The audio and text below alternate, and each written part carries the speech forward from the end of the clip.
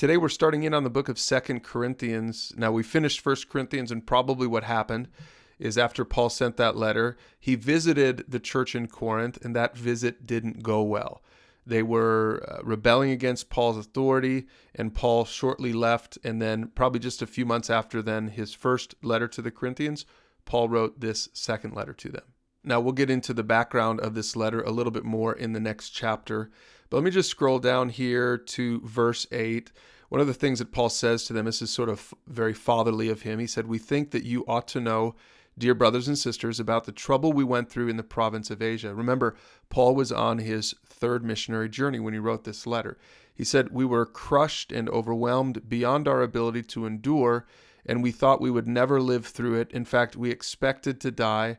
But as a result, we stopped relying on ourselves and learned to rely only on God who raises the dead."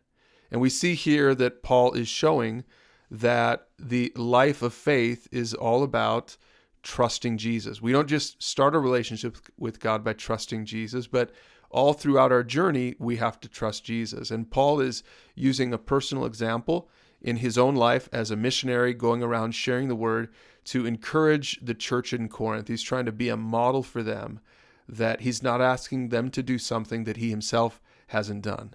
Now, as you scroll down toward the bottom here, let me just cover one more thing. Paul gets into some details about some changes of plans, and I'll let you read all that on your own. But here toward the bottom, he says this, "It is God," verse 21, "it is God who enables us, along with you, to stand firm for Christ. He has commissioned us, and he has identified us as his own by placing the Holy Spirit in our hearts as the first installment that guarantees everything that he has promised us."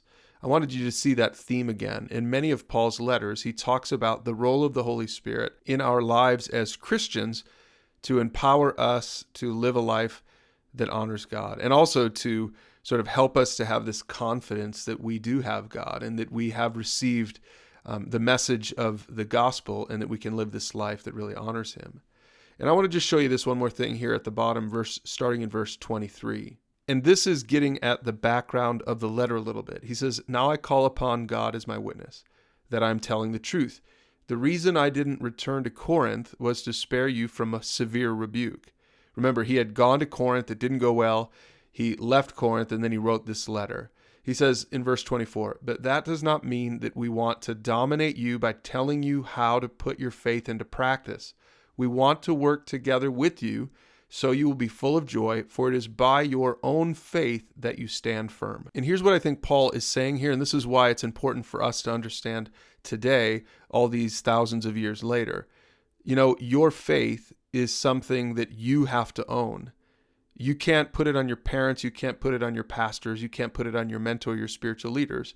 Every person has to take personal ownership of their faith. And Paul is saying that. He says, I don't want to dominate you as your spiritual leader. It's up to you to take ownership.